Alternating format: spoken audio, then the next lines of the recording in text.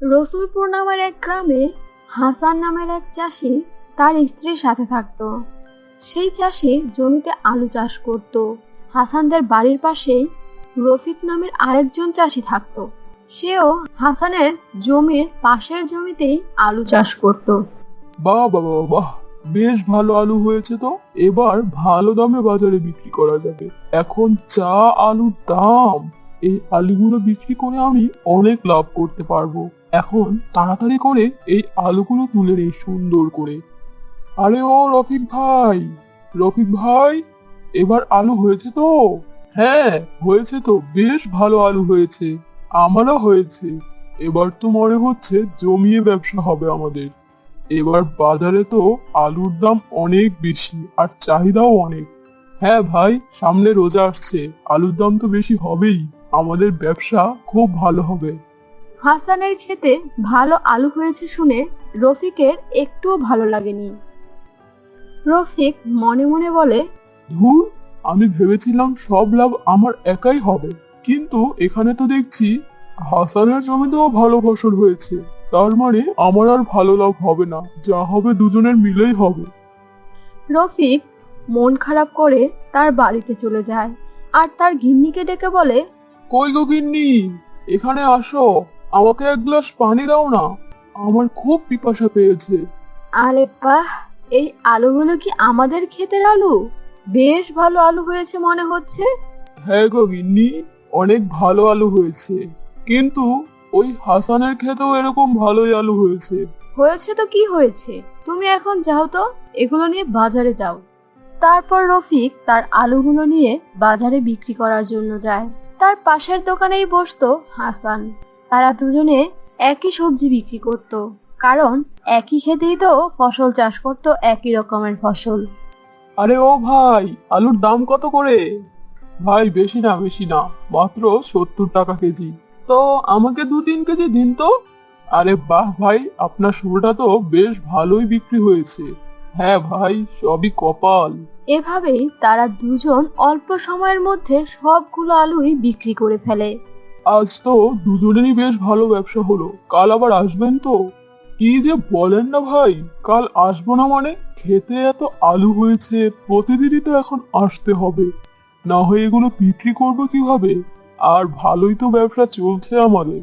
হাসানের মুখে এ কথা শুনে রফিকের একটুও ভালো লাগেনি। সব আলু বিক্রি শেষে রফিক তার বাড়িতে যায়। গিন্নি, খুব ক্ষুধা পেয়েছে, আমাকে কিছু খেতে দাও। আর এই দেখো কত টাকা উপার্জন করে এনেছি, শুধু টাকা আর টাকা। আরে বাহ, বেশ ভালো লাভ হয়েছে মনে হচ্ছে। তো কাল কি আর যাবে না নাকি? যাবো মানে গিন্নি, দৌড়ে দৌড়ে যাব, আমি সবার আগে যাব। কিন্তু আমি একটা উপায় বের করছি। আলু বিক্রি করার জন্য আবার কিসের উপায় বের করতে হয়? তা তুমি কি উপায় বের করেছো শুনি। আরে গিন্নি, ওই যে আমাদের পাশের বাড়ির হাসান আছে না, ওর জন্য তো আমি সব লাভটা একা করতে পারছি না। আমার পাশের জমিতেই আলু চাষ করে, ভালোই ফসল হয়েছে। এই কারণেই তো আমার একটু সমস্যা হয়ে যাচ্ছে। তোমার আবার কি সমস্যা হচ্ছে শুনি? সে তার ফসল বিক্রি করছে আর তুমি তোমার ফসল, এতে আবার সমস্যা কিছে? সমস্যা কি যেমন তেমন সমস্যা গিন্নি, বিরাট সমস্যা। আমার এসব একদম ভালো লাগছে না। আমি তো চেয়েছিলাম আমি একাই বাজারে আলু বিক্রি করব। আলুর যা দাম, আমি একা আলু বিক্রি করে অনেক লাভবান হতে পারতাম, কিন্তু ওই হাসান আমার কাজে শুধু শুধু বাঁ হাত ঢুকিয়ে দেয়। আমি যাই চাষ করি না কেন, ওরও তাই চাষ করতে হয়। তো তোমার কি হয়েছে? এমন করো না তো, সবারই তো পেট আছে নাকি? সবাই চায় দুমুঠো ভাত খেয়ে সুখে শান্তিতে দিন কাটাতে। ওসব কিছু আমি বুঝি না, আমি যা চিন্তা করেছি তা করবই। আর আজ রাতেই ওই হাসানের জমির সব আলুগুলো আমি তুলে ফেলবো, আর সাথে আমার জমির আলুগুলোও তুলে ফেলবো, যাতে করে ও কোনো সন্দেহ করতে না পারে। না গো না, এরকম কাজ তুমি ভুলে করো না। পাপ লাগবে পাপ, তারপর দেখবে আমাদের আমও যাবে ছালাও যাবে। অন্যায় কখনো ভালো কিছু বয়ে নিয়ে আসে না। তুমি আমার কথাটা মাথায় রেখো কিন্তু। ধুর গিন্নি, আমাকে এসব কিছু বোঝাতে এসো না তো। সে তুমি যা খুশি তাই করো, পরে কোনো কিছু হলে আমাকে বলো না যে আমি তোমাকে বারণ করিনি। তবে আমি বলে দিলাম, অন্যায় করা কিন্তু ঠিক হবে না। সেদিন রাতেই রফিক তার গিন্নির বিরুদ্ধে যে হাসানের জমির সব আলুগুলো তুলে বস্তায় ভরে আনে আর তার সাথে নিজের জমির আলুগুলো তুলে নেয়, যাতে করে হাসান কিছুই বুঝতে না পারে।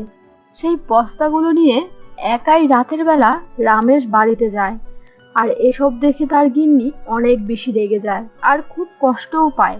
তুমি কিন্তু কাজটা মোটেও ঠিক করোনি, এর জন্য তোমাকে পস্তাতে হবে একদিন, এই বলে দিলাম। তুমি আমাকে বেশি জ্ঞান না দিয়ে আমাকে তাড়াতাড়ি করে ওই ঘরের চাবিটা দাও, এই আলুগুলো রাখতে হবে। আমি কারো অন্যায় কাজে সাহায্য করতে পারবো না, নিজের কাজ নিজে করে নাও, আমি চললাম। তারপর রফিক সেই আলুগুলো একটা খালি ঘরের মধ্যে রেখে দেয়। হায় আল্লাহ, আমার এ কি সর্বনাশ হলো রে!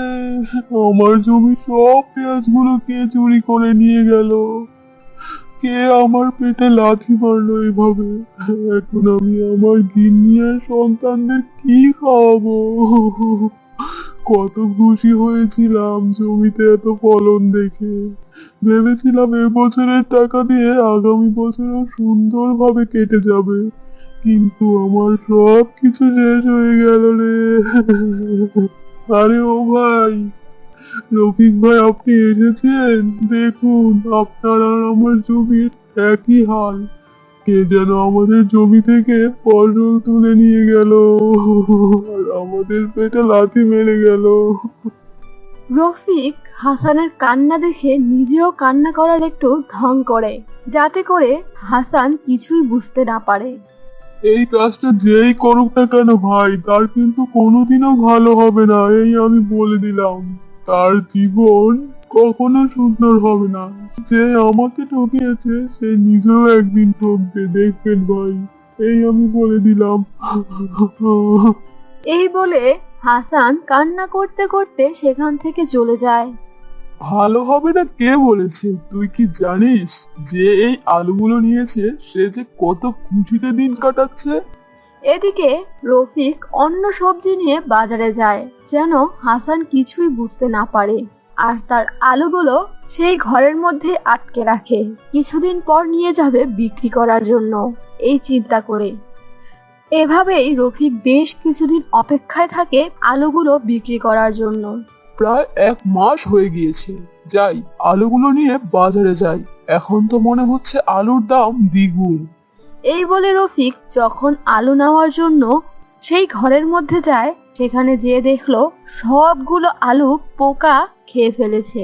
হায় আল্লাহ, আমার এ কি সর্বনাশ হলো রে!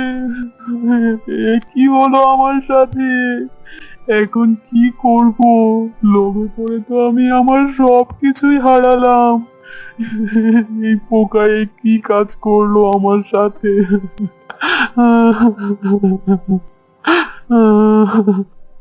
এবার হলো তো?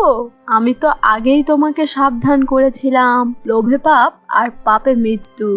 লোভের বশে তুমি তোমার সবকিছুই হারালে, সাথে করে সেই গরিব হাসানের জমির ফসলগুলোও নষ্ট করলে। তাড়াতাড়ি যে তার কাছে ক্ষমা চাও, না হয় কিন্তু ভবিষ্যতে আরো খারাপ কিছু হতে পারে। তারপর রফিক দৌড়ে খেতে চলে যায়। খেতে যেয়ে দেখে হাসান ক্ষেত থেকে আলু তুলছে। হাসান রফিক দেখে ডেকে বলে, ভাই, আসুন আসুন, দেখুন আমার জমিতে আবার আলু হয়েছে। কি সুন্দর ফসল হয়েছে! 1 মাসের মধ্যে আমার জমি আবার পুরো ভরে গিয়েছে। আমার তো খুব আনন্দ লাগছে। আর এখন বাজারে আলুর দাম তো দ্বিগুণ, তাই আমার মনে হয় না আমার আর কষ্ট করতে হবে। হ্যাঁ ভাই, আমিও তো তাই দেখছি। আমি আপনার সাথে অনেক বড় একটা অন্যায় কাজ করে ফেলেছি। দয়া করে আমাকে ক্ষমা করে দিন।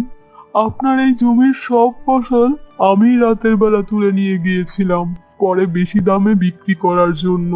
আর এই 1 মাস পর সেই আলুগুলো একটাও নেই, সবগুলো পচে গলে নষ্ট হয়ে গিয়েছে, পোকায় খেয়ে ফেলেছে। আর এই 1 মাসের মধ্যে আপনার জমি আল্লাহর রহমতে পুরো ভরে গিয়েছে। হ্যাঁ ভাই, যা হয় ভালোর জন্যই হয়। এখন আমি এই আলুগুলো আগের থেকে দ্বিগুণ দামে বিক্রি করতে পারবো। রফিকের এত বড় ক্ষতি হয়ে যাওয়ার কারণে রফিক তার ভুল বুঝতে পারে। এরপর থেকে সে আবারও সৎভাবে নিজের জমিতে চাষাবাদ করতে থাকে। অন্যদিকে হাসান তার জমির আলুগুলো দ্বিগুণ দামে বিক্রি করে এবং অনেক বেশি লাভবান হয়।